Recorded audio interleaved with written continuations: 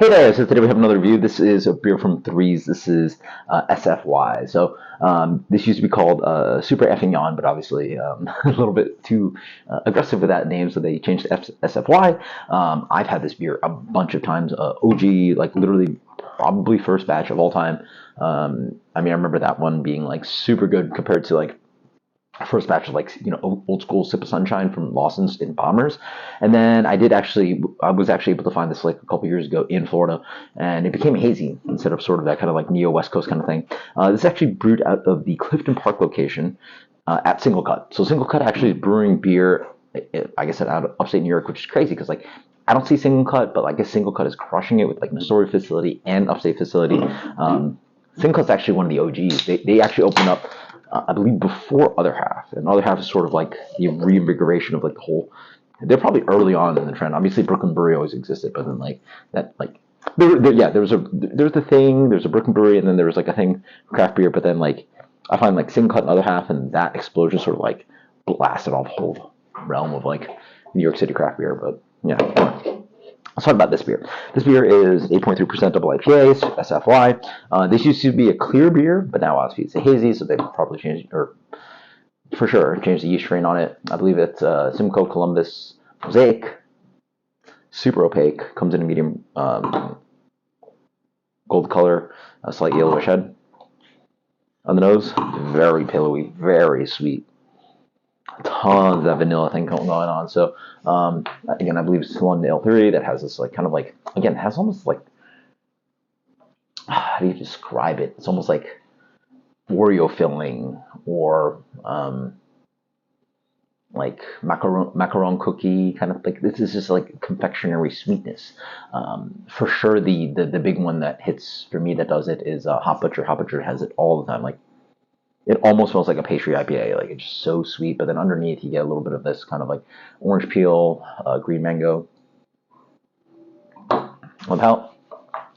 So that is a solid hazy. Like this is no longer the beer that I remember, or is pulling on like clear vibes, and they changed the malt bill and the yeast and everything on the beer. So this beer is completely rebranded. I'll have to post a link for you guys to like what the original beer even remotely tasted like or looked like. This is deep into like the realm of hazy. Like there's no realm of what this beer used to taste like. That's crazy. On the palate, those remind me of some Hot Butcher beers. Vanilla sweetness up front, and get a little bit of green character. It definitely hits with that kind of like vegetable green bite, lots of myrcene on the palate. On the back end, a little bit chalky, not too much on the green lingering kind of character is okay, not too obstructive on the palate, but I will say as it warms up, it's definitely going to get out of balance. On the palate, it has this really nice kind of like berry note that the Mosaic offers, a little bit of like white wine characteristic almost, but like not as intoxicating style heavy as like the Sauvignon Blanc, but it has this kind of like tart white grape slash like tart grape flesh in general. Like sometimes if you just have like grapes without the skin, like even red grapes, it has this tart grape thing, berry flavor. Quite Mosaic heavy on that sense. A little bit sweet. I also get that kind of sweet melon character they get from Mosaic, so it has this really nice kind of honeydew, but it's wrapped down with a little bit of dankness, and then that kind of like dank, myrcene, green, crunchy, kind of green myrcene, crunchy, dank character that sort of just sits on the palate, right? The malt is quite fluffy. You get a full mouthfeel, like, with the vanilla, it's like confectionery sweet. And there's no actual vanilla in here, but it has that kind of impression of vanilla. I guess the yeast just does that. It's so weird. With the malts as well, right? Those adjunct grains. It definitely gets a little hair diesely too, which is quite fun. So it adds a complexity. Like a dankness also plays diesely on the upfront palate, like really quite intense, like very gasoline-y. So it is a nice beer. I just wish it was old school beer. Like I'm at a place where like I just like clear beers these days. It's a pretty good hazy, but it's just so chunky. Like it's I find like 8.3 when you're drinking double IPA, it's so much easier to crush something that's clear versus like these big chunky like sorry, like the dry hopping just so intense and you feel it.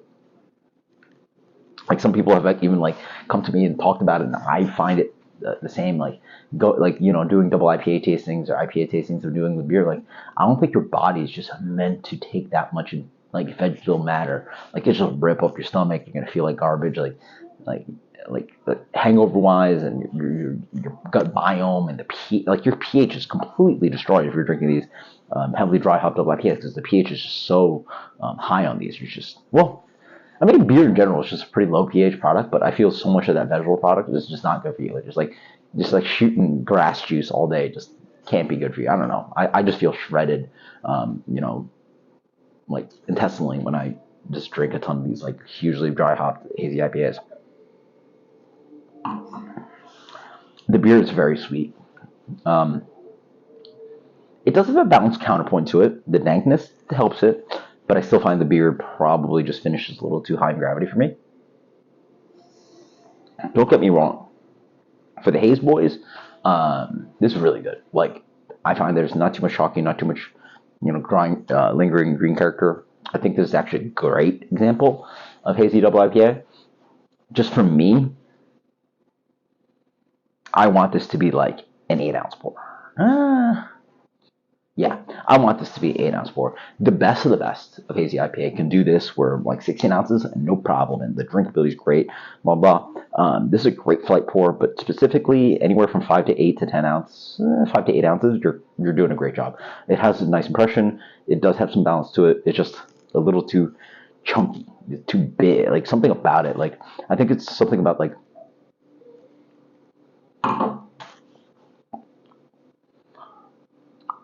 I think it's just a little flabby. I honestly think maybe the water treatment is offering just too much of this, like allowing the beer to just show all the malts, and it's not. And the green vegetal kind of like myrcene hop character sort of helps cut through it, but I still think it's just too sludgy, a little too sweet. So there you go. Again, best examples: crush it the can, no problem. This is more this kind of beer, right? Where you're like, yeah, I'm gonna share this can, it's gonna be okay. I'm gonna share the can, I'm gonna be cool with it. It's still very tasty.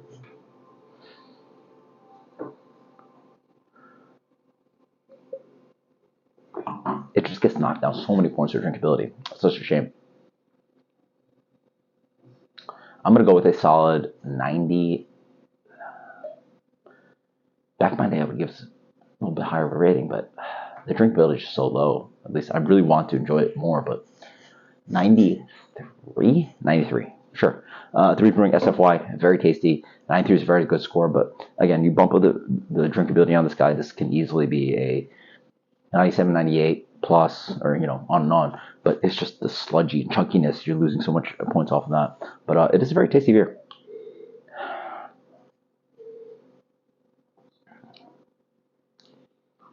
It reminds me a little bit of Pariah, honestly. Pariah sort of makes beers that taste like this. And actually, as I think about it more, a little bit, 92. SFY, 3s, cheers, later.